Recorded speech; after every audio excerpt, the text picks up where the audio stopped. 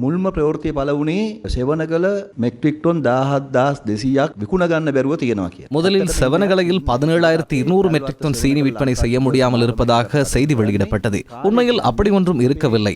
இந்த காலம் என்பது சீனி தொழிற்சாலையில் விவசாயிகளிடமிருந்து அறுவடையை பெற்று சீனி உற்பத்தி மேற்கொள்ளப்படும் காலமாகும். உற்பத்தி இடம்பெறும் போது விநியோகத்துக்கான சீனி தொகையே அங்கு இருந்தது. அதுவும் செவனகலவில் அல்ல, பல்வத்தையிலே இருந்தது. அங்குள்ள அளவை காட்டியே இப்போது இதனை கூறுகிறார்கள். 8 மாதங்களுக்கு முன்னர் இந்த அரசாங்கம் பல்வத்த செவனகல்ல லங்கா சீனி நிறுவனத்தை 30,000 மெட்ரிக் டன் சீனி இருக்கும் போதே நாம் பொறுப்பேற்றோம். அப்போது 30,000 மெட்ரிக் டன் விற்பனை செய்ய முடியாமல் தேங்கியிருந்த நிலையில் யாரும் ஆர்ப்பாட்டம் செய்யவில்லை. அப்போது ஊடகத்தில் காண்பித்து செவனகல மூடப்படும், பல்வத்த மூடப்படும் என்றெல்லாம் எவரும் கூறவில்லை. சாதாரணமாக 6 மாதம் தொழிற்சாலையில் பழுது பார்க்கும் நடவடிக்கை இடம்பெறும். அதன் பின்னர் கரும்பு விவசாயிகளின் அறுவடை செய்யும் போது அதனை கொள்வனவு செய்து அவற்றில் சீனி தயாரித்து சந்தைக்கு விநியோகிக்க வேண்டியுள்ளது. அதுதான் நடைமுறை. சந்தைக்கு விற்பனை செய்ய வைத்துள்ள சீனி தொகையை காண்பித்து சீனி தொழிற்சாலை மூடப்பட போகிறது என்று ஊடக கருத்தை உருவாக்கி அப்போது அந்த நிறுவனத்திலிருந்து நிறைவேற்ற அதிகாரியான நுவான் தர்மரத்னவாகும். அவர்தான் அதை கூறுகிறார் என்று ஊடகங்களும் சுட்டிக்காட்டுகின்றன. அவர் தனது சமூக வலைதளத்தில் இந்நிறுவனத்துக்கு எதிரான கருத்துக்களை பதிவு செய்து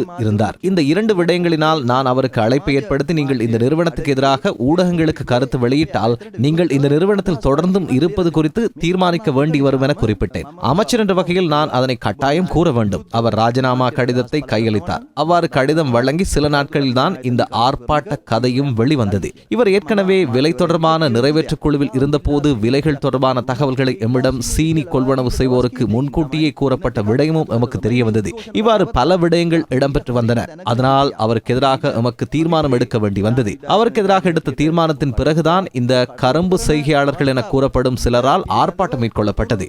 ஆர்ப்பாட்டத்தில் கலந்து கொண்டவர்களின் புகைப்படம் இங்கு உள்ளது. அவர்கள் நடத்திய ஊடக சந்திப்பின் நடுவில் இருப்பது ஐக்கிய மக்கள் சக்தியின் முன்னாள் எதிர்க்கட்சி தலைவர் ஆவார். அவர் கரும்பு விவசாயியா அல்லது எமது தொழிற்சாலைக்கு கரும்பை வழங்குவோரா என்பதை விட எமக்கு தெளிவாக தெரிவது என்னவென்றால் அவர் அரசியல் தேவைக்காகத்தான் இந்த ஊடக சந்திப்பை நடத்தினார். மறுபக்கம் ஐக்கிய மக்கள் சக்தியின் உறுப்பினர் ஜகத், வலதுபுறம் இருப்பவர் மொட்டுக்கட்சியின் சுகத். இவர்கள் தான் கரும்பு விவசாயிகள் என கூறிக்கொண்டு இங்கு இருக்கிறார்கள்.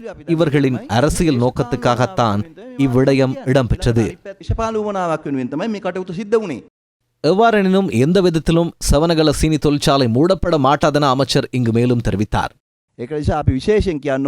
செவனகல சீனி நிறுவனம் ஒருபோதும் மூடப்பட மாட்டாது. அப்படி ஒரு தீர்மானம் எடுக்கப்படவும் இல்லை. சீனி தொழில்துறை வீழ்ச்சியடைய நாம் இடமளிக்க மாட்டோம். இவ்வாறு தனிநபர்களின் நோக்கங்களுக்காக அரசாங்கத்தின் வேலை திட்டங்களை சீர்குலைக்க அரசியல் ரீதியில் யாராவது செயற்பட்டால் அவை தொடர்பில் தீர்மானம் எடுக்க நாம் பின்னிற்க போவதும் இல்லை.